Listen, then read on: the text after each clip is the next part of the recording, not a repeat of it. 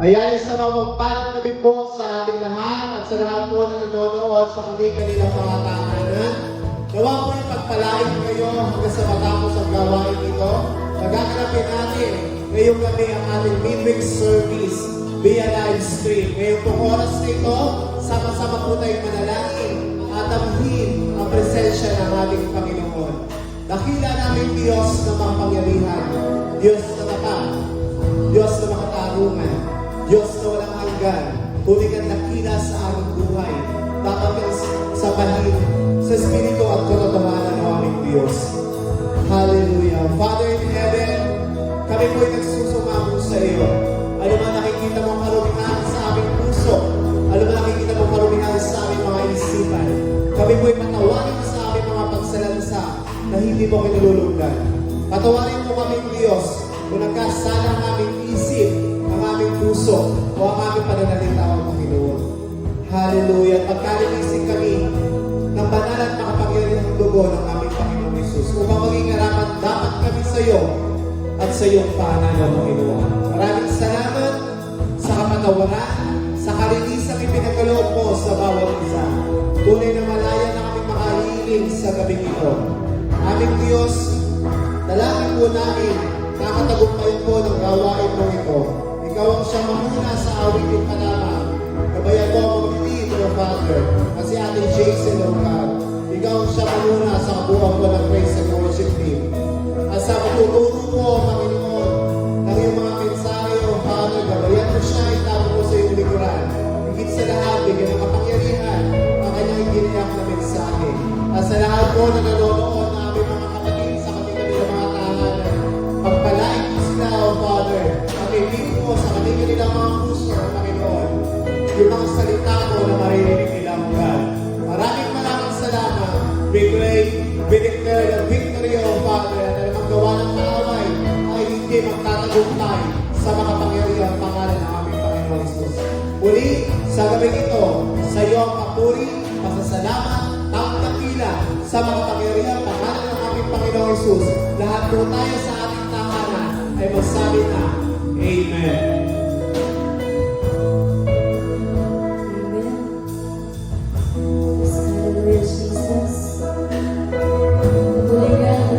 Kapurihan sa Panginoon sa gabing ito. Lahat ng nakikisang basa, gabing ito ay patuloy na parang hindi lang yung nararanasan natin pagsubok para hindi natin maihayag ang kadakilaan ng Panginoon sa ating mga buhay. Sige po tayo natin mawit sa Panginoon. Hallelujah, Jesus.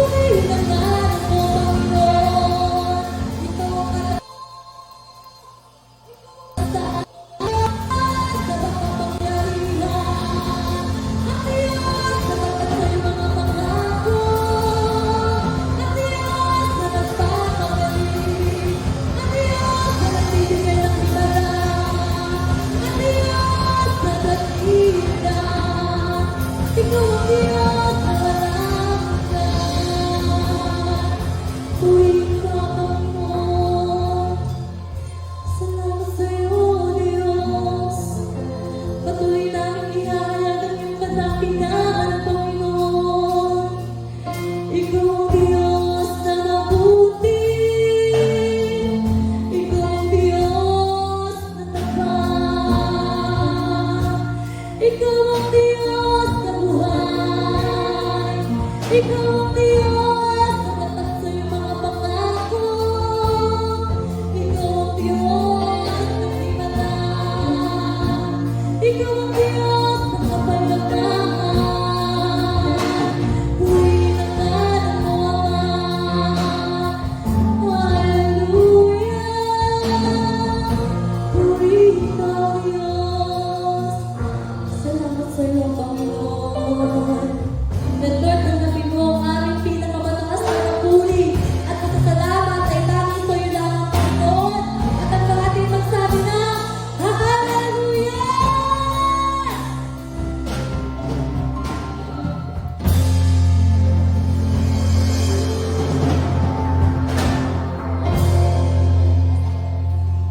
Gabi po sa ating lahat. Kumusta po ang mga anak ng Diyos? Kumusta kayo lahat dyan? Sa gabing ito, tayo po ay magkaroon ng message.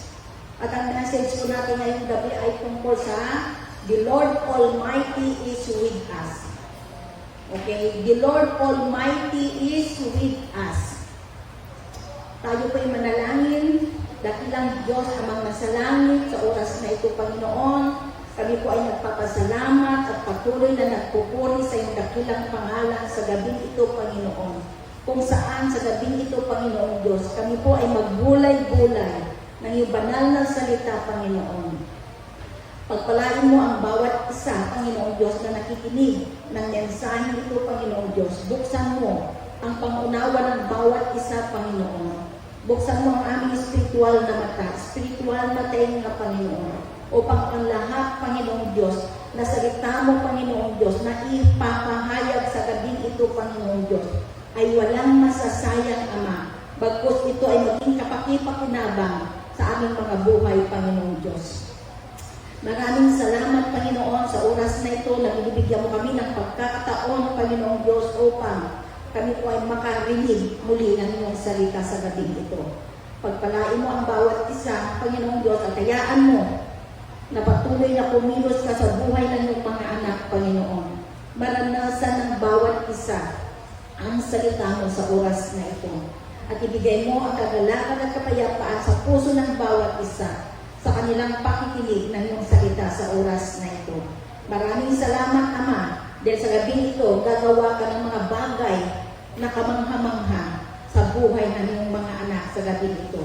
Salamat dahil ikaw ay Diyos na mabuti sa lahat, na hindi mo kami iniiwan, hindi mo kami pinababayaan. Panginoong Diyos, nagpapasalamat kami sa oras na ito. Samahan mo kami sa pag-aaral na ito mula sa umpisa hanggang sa matapos.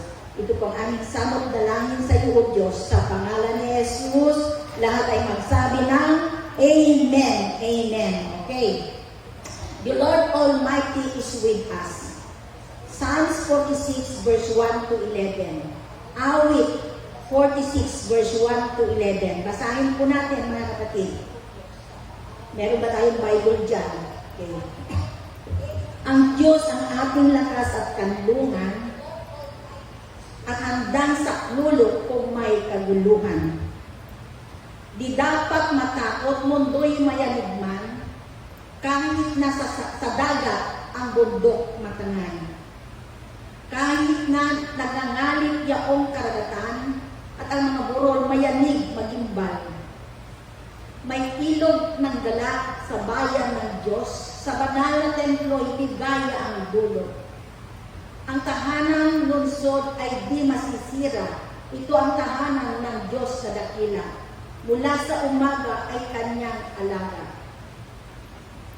Nangingilabot din bansa kaharian, sa pilig ng Diyos lupa'y napaparang. Nasa atin ang Diyos na makapangyarihan, ang Diyos ni Jacob na ating kanlungan. Ano man ang kanyang ginawa sa lupa, sapat maging magbabaka ay napapatigil, sibak at palasoy, mariling sirain. Balutin sanggalang ay kanyang tupukin. Sinabi niya, iyon ko ang labanan. Ako ang Diyos, dapat ninyong malaman. Kataas-taasan sa lahat ng bansa, buong alibo, ano ba tayo? Pinakadakilang. Okay? 11. Nasa atin ang Diyos na makapangyarihan, ang Diyos niya ako, na ating kanlungan. Okay, salamat sa Diyos sa pagbabasa ng kanyang banal na salita. Amen. Sa ating panahon ngayon, kung saan tayo po ay nililiglig, tayo po ay nayayanig dahil sa ating problema sa pandemic. Itong awit 46 na ito, mga kapatid, ito po yung kailangan na kailangan po natin. Dahil sa panahon ngayon, kanya-kanya pong shaking ng buhay natin. Kanya-kanya po. Iba-iba po ang mga nararanasan po natin. Kaya ang awit 46 po, ito yung nakapanahon na salita ng Diyos sa bawat isa sa atin. Bakit po? Kasi dito po sa awit 46 na ito yung nagdudulot ng kapayapaan sa lahat ng mga naggugulumihan sa buhay, lalong-lalo na sa panahon na ganito. Okay po ba? So, itong awit 46 po, ano ba ang idudulot sa atin sa panahon ng pandemic? Sa panahon ng pandemic, okay? Ano ba yung idudulot sa atin? Ano yung i-offer niya sa atin? Ano yung ibibigay ng awit 46 sa buhay natin na nananalig at nakitiwala sa Panginoon?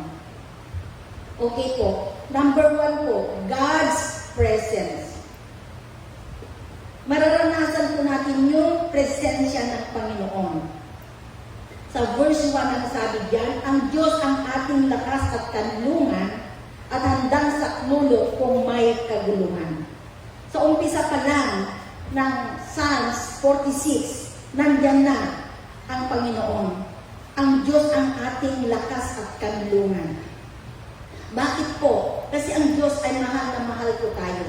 Kaya sa umpisa pa lang ng verse 46 na ito, ang Diyos, sinabi niya, ang ating lakas at kanlungan. So makikita po natin dito mga kapatid, na sa panahon na tayo po ay nayayanig, niyayanig po tayo ng Panginoon. Sa panahon na ganito, ang kailangan po natin yung kapayapaan. Ano ba yung sikreto ng kapayapaan? May sikreto ang kapayapaan.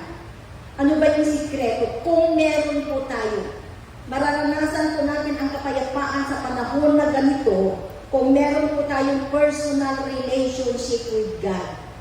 Ang tanong, meron po ba tayong personal relationship sa Panginoon? Kasi pwede po tayo na laging nasa church pero wala tayong personal relationship sa Lord. So hindi natin nararanasan ang kapayapaan. Sa gitna po ng matinding problema ng ating bansa, kailangan po natin yung kapayapaan. Kaya ang sabi ng Panginoon, ako ang Diyos ang ating lakas at kanlungan. Siya yung kanlungan natin. Sabi po ng awit 23 verse 1, si Yahweh ang aking pastol, hindi ako nagkukulang. So makikita po natin dito, yung awit 46 at awit 23, parang pareho lang sila. Di po ba? Si Yahweh ang aking pastol, hindi ako magkukulang. Ang awit 46, ang Diyos ang aking lakas at kanlungan. So kailangan po natin ang Panginoon. Kailangan natin ang Diyos. Kailangan natin ang Panginoong Yesus. At kailangan natin ang banal na Espiritu ng Diyos sa panahon na ganito. Mga kapatid, siya yung ating kanlungan. Siya yung ating hiding place. Wala na pong iba. Amen po ba? Siya yung ating hiding place. Pagdating ng bagyo ng buhay natin. May kanya-kanyang bagyo ng buhay. Di po ba? Bawat isa sa atin ay dumadanas ng bagyo. May signal number 1 o may signal number 2 o hanggang kailan ba yung signal? Hanggang 5 yata.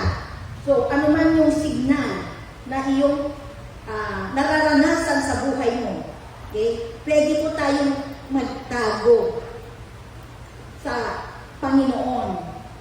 Pwede po tayong magtago pagdating ng mga signal ng buhay, mga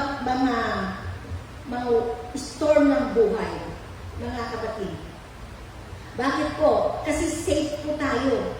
Safe tayo sa Panginoon. Pag tayo po ay lumadanas na napakatinding pagsubok sa buhay natin. So, siya po yung ating hiding place. May kanta pa nga ganyan eh, You are my hiding place. So, tayo po ay pwedeng pumubli sa ating Panginoong Jesus. Okay, siya yung ating strength. Pagdating ng mga problema po, nanghihina. Marami pong tao ngayon ang nanghihina. Marami pong tao ngayon ay nawawalan ng pag-asa. Ang sabi ng Panginoon, ang Diyos ang aking lakas. Ako ang iyong lakas. Siya po yung nagbibigay sa akin ng lakas. Sa lahat ng mga nanghihina, nawawalan ng pag-asa. Siya po ang ating strength, mga kapatid. Those who wait upon the Lord will renew their strength. Ang lahat po na naghihintay sa Panginoong Jesus ay binibigyan ng panibagong sigla. Sa Isaiah 40 verse 31. Isaiah 40 verse 31, ano ang sabi dyan? Isaiah 30 verse 31. Okay. Ngunit ang nagtitiwala kay Yahweh ay magpapanibagong sigla. Ang lakas nila ay matutulad sa walang pagod na pakpak ng agila. Sila ay tatakbo ng tatakbo, ngunit hindi manghihina. Lalakad ng lalakad, ngunit hindi mapapagod. Amen. So siya po ang nagbibigay sa atin ng panibagong sigla. Araw-araw po, araw-araw kailangan humingi po tayo ng bagong sigla, bagong lakas sa araw-araw. His mercy are new every morning. Ang kanyang habag ay araw-araw na bago. So kailangan po natin ang kanyang habag, ang kanyang lakas upang mapagtagumpayan po natin ang panahon na ganito sa ating mga buhay. Yung tulong niya ay laging nandyan. Lalong-lalo na sa atin na mga humihingi ng tulong sa Kanya. Laging handang tumulong siya, mga kapatid. Okay? Bakit? Dahil our Lord is always with us. Siya ay laging kasama natin. Siya ang Diyos na makapangyarihan sa lahat. Na laging nandyan pag kailangan natin. Na laging tumutugon sa lahat ng ating panalangin. At dahil dyan, nagkakaroon tayo ng bagong sigla, bagong lakas upang sa araw-araw na buhay natin, mapagtagumpayan natin ang lahat ng bagay na nangyayari sa ating buhay, sa ating kapaligiran. He is greater than any trouble we face. Lahat ng mga trouble, lahat ng mga problema na ating hinaharap, masigit siyang makapangyarihan, masigit siyang dakila sa lahat, mga kapatid. So, kailangan natin, napakahalaga po yung presence ng Panginoon. Pag ang presence ng Diyos ay sumagana sa atin, sa araw-araw na buhay natin. Sabi nga, if God is with you, who is against you? So, kung ang presence ng Diyos ay nasa sa atin, wala po tayong maramdaman na takot sa ating mga buhay. Kailangan po natin ang presence ng Panginoon. At yan po yung ino-offer niya dito sa awit 46 na ito. Okay? God's presence. So, kailangan pong maranasan natin ang presence ng Lord sa mga panahon na tayo po ay nayayanig, nililiglig ng Panginoon. Okay po ba, mga kapatid? Pangalawa po, God peace. Pangalawa is God peace. Verse 2 to verse 7. Verse 2 to verse 7. Okay? Di dapat matakot, mundo'y mayanig man. Kahit nasa dagat, ang bundok matangay. Kahit naman nangangalit, yaong karagatan. At ang mga burol, mayanig magimbal. May ilog na galak sa bayan ng Diyos. Ang banal na templo'y ligaya ang dulot. Ang tahanang lungsod ay di masisira. Itong tahanan ng Diyos na dakila. Mula sa umaga ay kanyang alaga, nangingilabot din bansa't kaharian. Sa tinig ng Diyos, lupa'y mapaparan. Nasa atin ang Diyos na makapangyarihan, ang Diyos ni Jacob na ating kanlungan. So ano ang ibig sabihin? Sa mga tuwid, hindi dapat tayo matakot. Sa panahon na ito, mga kapatid, hindi dapat tayo matakot. Pag meron po tayong pananampalataya, okay po ba? Pag tayo po ay matindi, malakas ang ating pananampalataya, yung takot po ay umaalis. Okay? Lumalayas po ang takot. Dahil ito ay napapalitan ng ating pananampalataya. So, napakahalaga na dapat ang ating pananampalataya sa Diyos ay matibay, matatag, malakas ang ating pananampalataya. Kasi sa panahon ngayon, kailangan po natin manalig at magtiwala sa Diyos. Dahil ang Diyos natin ay buhay at makapangyarihan sa lahat. Ang Diyos natin ay mabuti sa lahat. Ang Diyos natin, ang nais ng Diyos sa bawat isa sa atin, huwag tayong matakot, huwag tayong mangamba, mga kapatid. Amen po ba? So kung meron tayong pananampalataya na nakakapagpakalma, okay, ng dagat, di ba? Meron ba tayo nun? Meron ba tayong pananampalataya na kahit ang dagat na lumalagasan o nagngangalit ay mapapakalma natin? Okay? Meron po ba, mga kapatid? Dapat ganun po yung ating pananampalataya. Amen po ba? So wala po dapat tayong ikatakot. Di dapat matakot mundo'y mayanigman. Amen? So ibig sabihin, pag ang mundo'y mayanig, di ba? Yung matitinding lindol na yan. So hindi dapat tayo matakot kung meron tayong pananampalataya.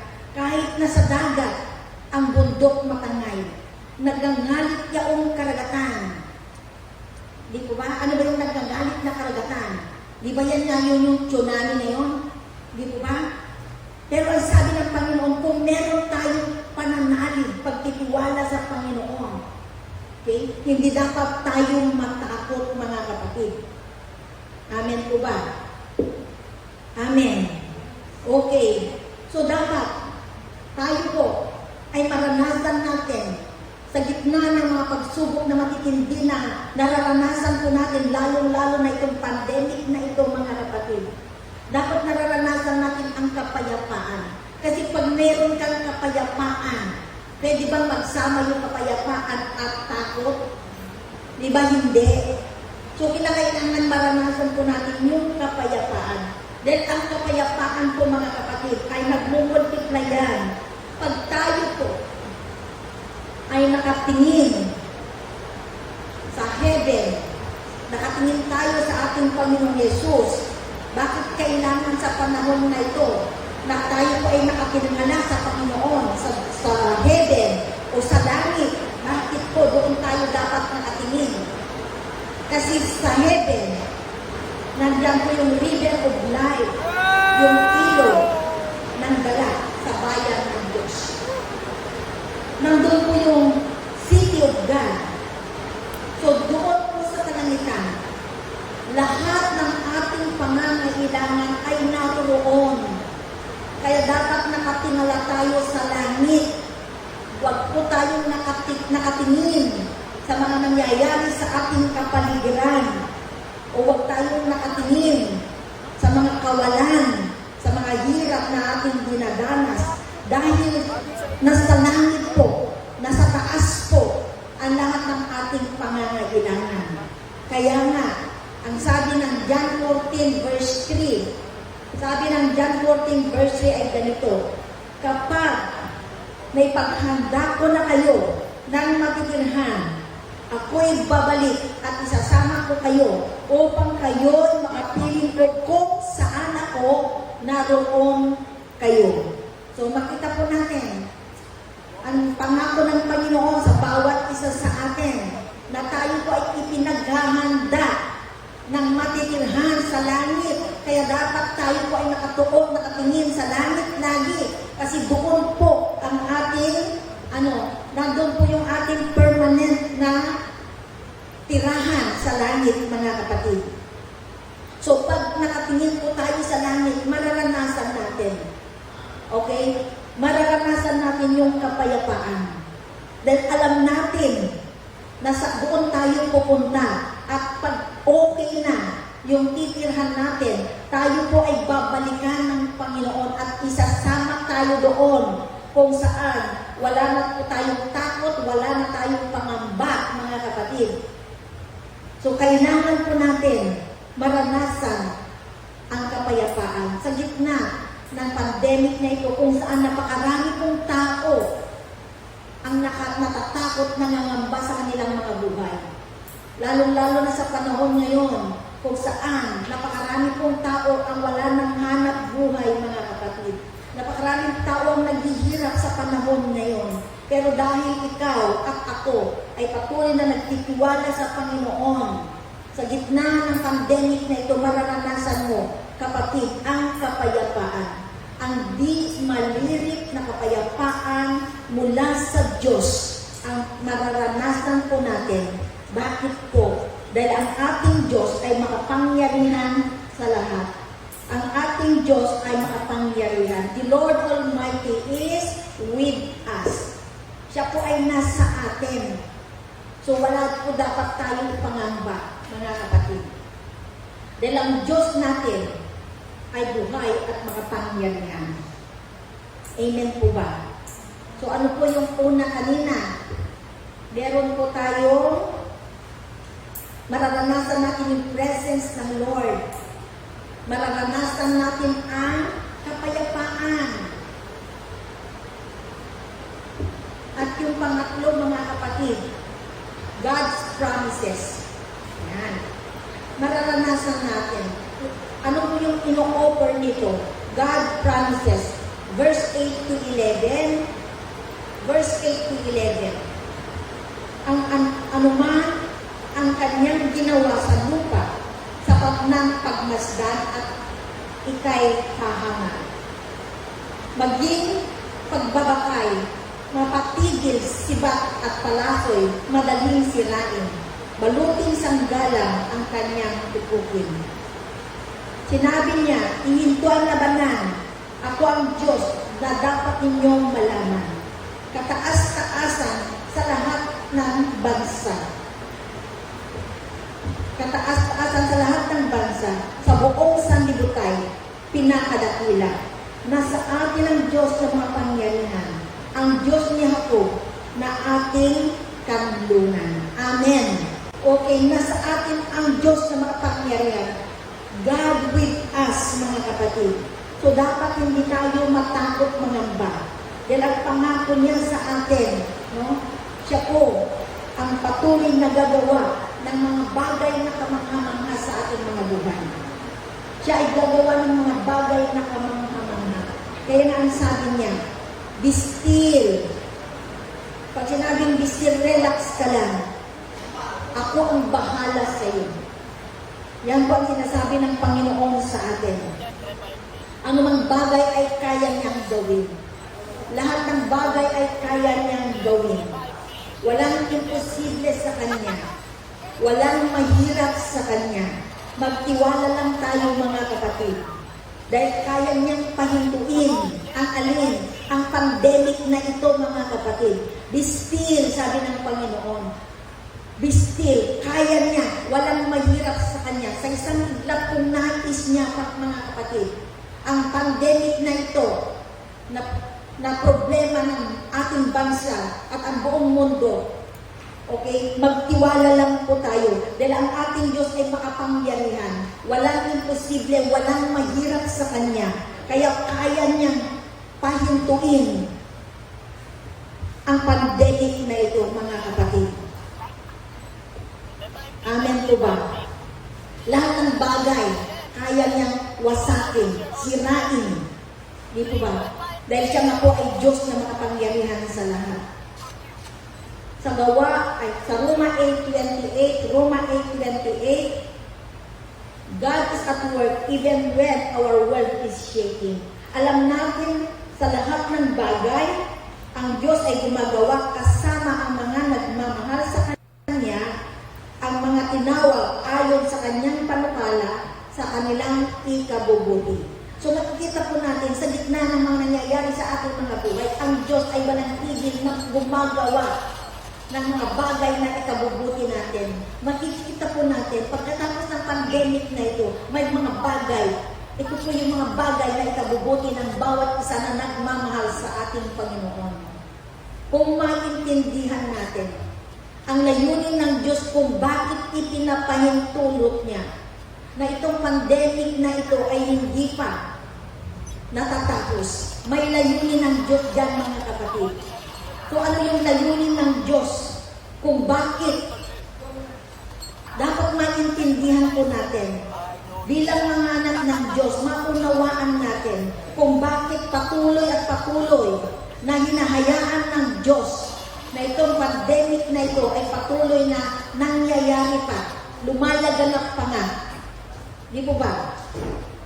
Magtiwala tayo sa Panginoon dahil may ginagawa siya na magandang bagay, dakilang bagay sa bawat isa na nagmamahal sa Kanya, mga kapatid.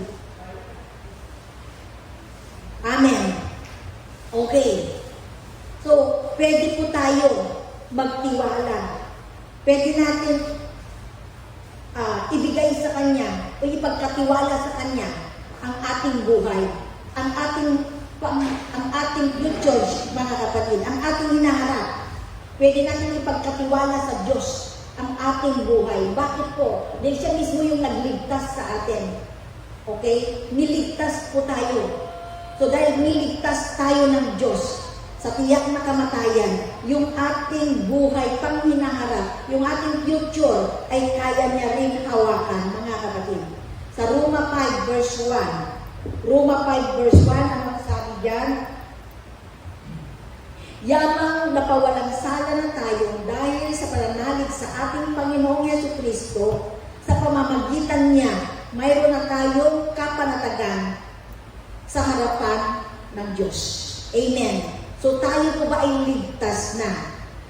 Kung tayo po ay ligtas na dahil sa ating pananalig sa ating Panginoon, mararanasan po natin yung kapanatagan sa harapan ng Diyos. Kapanatagan. Na kahit anong nangyayari sa ating kapaligiran, tayo po ay panatag dahil tayo po ay nakipag-isa sa ating Panginoong Jesus. Napakahalaga po na maintindihan po natin ito upang sa gitna ng pandemic na ito, panatag po tayo. Makita sa atin ang kaibahan. Bilang mga anak ng Diyos, mga kapatid, ito yung panahon na makita sa atin yung kaibahan, na dapat tayo po yung nagliliwanag, naglilingning sa gitna ng kadiliman. Dahil ang mundo ngayon ay dumadanas ng kadiliman. Ang mundo ngayon ay dumadanas ng kadiliman. So, bawat mga anak ng Diyos sa panahon ngayon, tayo po ay magliwanag. Diba, ang utos sa atin ng Panginoon ay ano? Tayo ay ilaw at asin ng sanlibutan. So panahon na po, Panginoon, panahon na, mga kapatid, na makita ng mundo na tayo po ay iba. Kakaiba po tayo. Bakit? Sa gitna na sila'y takot na takot, tayo po ay panatag na panatag. Dahil naiintindihan natin, nauunawaan natin ang ating pagkatawag sa ating Panginoong Yesus. Amen po ba? Amen. Okay. Ano pa? Tayo po ay kabilang. Tayo po ay kabilang sa pamilya ng Diyos. Sa John 1:12-13. John 1:12-13, ngunit ang lahat ng tumanggap at ang nalig sa Kanya ay pinagkalooban niya ng karapatan maging anak ng Diyos. Sila nga'y naging anak ng Diyos hindi dahil sinilang sila ayon sa kalikasan, ni sa pita ng laman o sa kakagawan ng tao. Ang pagiging anak nila ay buhat sa Diyos. So mahaliwanan po mga kapatid na tayo ay kabilang sa pamilya ng Diyos. Kung tayo po ay kabilang sa pamilya ng Diyos, mga kapatid, sa panahon ngayon, dapat makikita sa atin yung kapanatagan. Kasi kabilang tayo. Tayo po ay tagalangit, mga kapatid. Tayo po ay kabilang sa pamilya ng Diyos. At kabilang sa pamilya ng Diyos, makita po sa bawat mananampalataya ang tunay na pagmamahalan, tunay na pagtutulungan, tunay na pagkakaisa, mga kapatid. Dahil makita ng mundo na ikaw nga ay nasa pamilya ng Diyos. Amen po ba? So dito makikita po natin sa ating topic, sa ating message sa umagang ito, okay, the Lord Almighty is with us, nasa atin ang Panginoon, nasa atin ang Diyos na makapangyarihan sa lahat, at dahil nasa atin ang Diyos na makapangyarihan sa lahat, okay, bilang mga anak ng Diyos, makikita, magmamanifest sa atin ang kapangyarihan ng Diyos, dahil marami pong nagsasabing mga Kristiyano, marami pong nagsasabing mga born again, pero hindi naman nakikita sa buhay nila ang kapangyarihan ng Diyos. So dapat po makita sa atin, ito yung panahon, mga kapatid, na tayo po ay hindi magtatago. Napakarami po mga mananampalataya ngayon, takot na takot lumabas. Hindi nakikita ang kapangyarihan ng Diyos. Amen? Takot na takot tayong mahawaan. Takot na takot tayong mamatay. Pag oras mo na, alam mo ang katotohanan na nung ikaw ay pinanganak, may oras at panahon ka na kung kailan ka mamamatay. Kung hindi mo pa oras yun, hindi ka pa mamamatay dahil gagamitin ka nga ng Diyos Gagamitin ka nga ng Diyos upang ikaw ay maging liwanag sa mundong ito. Kung kailan ng mundo ay madilim, yung mga Kristiyano tago ng tago. Ito yung panahon na tayo po lahat ay lumabas. Panahon na po na tayo lahat ay lumabas para abutin yung mga tao na nagugulmihan, natatakot sa pandemic na ito. Hindi ka dapat matakot sa pandemic na ito dahil ang pandemic na yan, okay, ay gawa ni Satanas yan. Ang takot ay mula kay Satanas. Marami pong tao ang namamatay dahil sa takot. Bilang mga anak ng Diyos, mga kapatid, huwag tayong matakot. Amen po ba? Dahil kung oras mo na. Amen po ba? Amen ba? So, kailangan po, tayo po lahat ay, maging ilaw at asin. Alam mo kung sino ka at ano ka. Ikaw ay ligtas na. So, dahil ligtas ka na, panatag ka na. Ikaw ay kabilang sa anak ng Diyos, kabilang ka sa kaharian ng Diyos, ang mag-iingat sa atin. Walang iba kundi ang Panginoon. Amen po ba? Walang iba kundi ang Diyos na buhay at makapangyarihan. Iingatan ka tulad ng pangako niya. So mga kapatid, maranasan natin ang salita ng Diyos. Awit 46. Itong awit 46 na ito ay kailangan natin sa panahon ngayon. Okay po ba mga kapatid? Naintindihan po ba natin ang salita ng Diyos sa umaga sa gabing ito? Okay?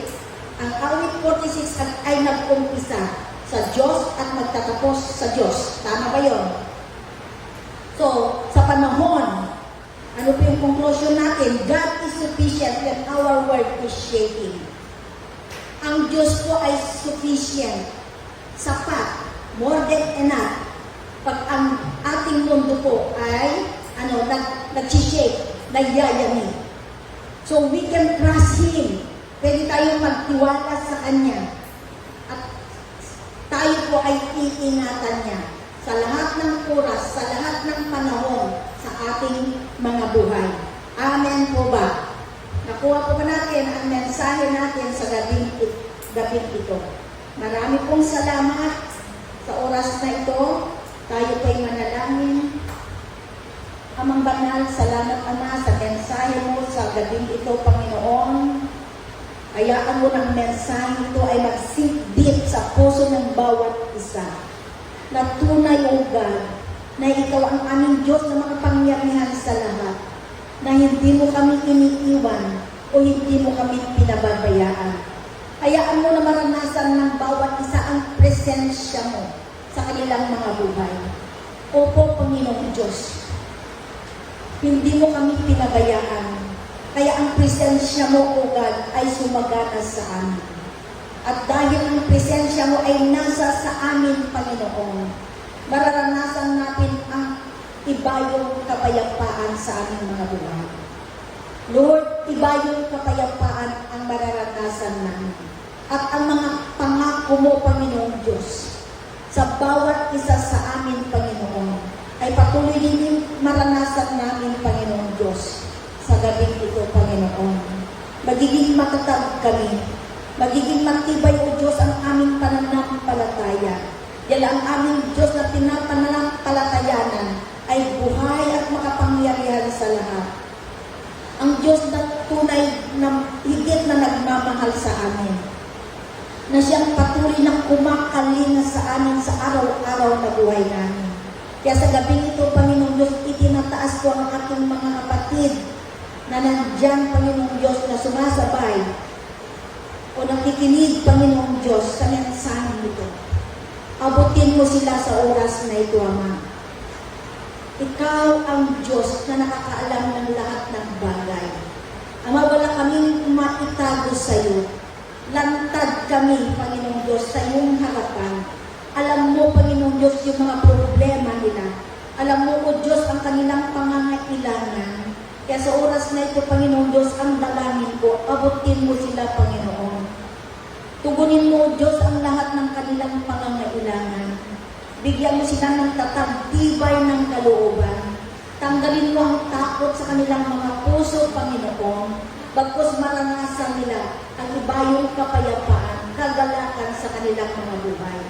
Ama, ikaw ang kailangan ng bawat isa sa panahon na ganito. Ikaw ang aming kailangan, Panginoon, na pag kami po ay magtiwala ng buong puso sa iyo, Panginoon. Ama, tutulungan mo kami. Papatnubayan mo kami, iingatan mo kami. Kaya sa oras na ito, Diyos, ano man ang kanilang kalagayan, lukuban mo sila ng iyong banal na dugo, ang kanilang sambahayan, Panginoon, ang kanilang mga trabaho, Panginoon Diyos, ano man ang kanilang mga hanap buhay sa panahon na ito, Panginoon. Ama, pagpalain mo rin ang kanilang mga hanap buhay. Yung mga nawalan po ng hanap buhay, Panginoon Diyos, Ama, bigyan mo sila ng hanap buhay na marangal, Panginoon.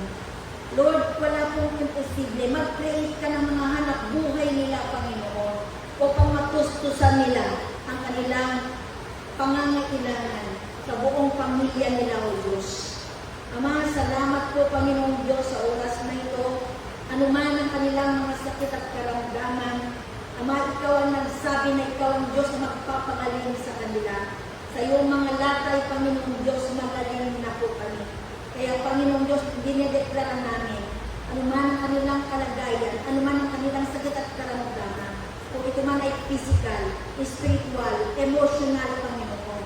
Ama, sa pangalan ni Jesus, pinagaling mo na sila.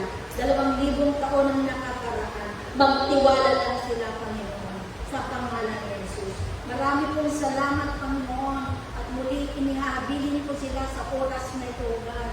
Na sa buong isang linggo muli, Panginoong Diyos, ingatan mo sila.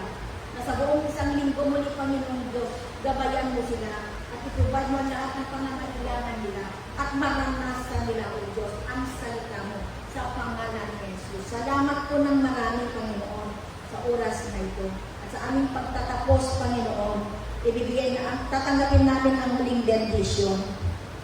Ang pag-ibig ng aming Amang Diyos, ang kadakilaan ng aming Panginoon Yesus, ang gabay patnubay, pagtuturo sa amin ng banal na Espiritu ng Diyos, ay patuloy na sumagana sa bawat isa, ngayon at magpakailanman. Lahat ng nagmamahal sa Diyos ay magsabi na, Amen. Amen.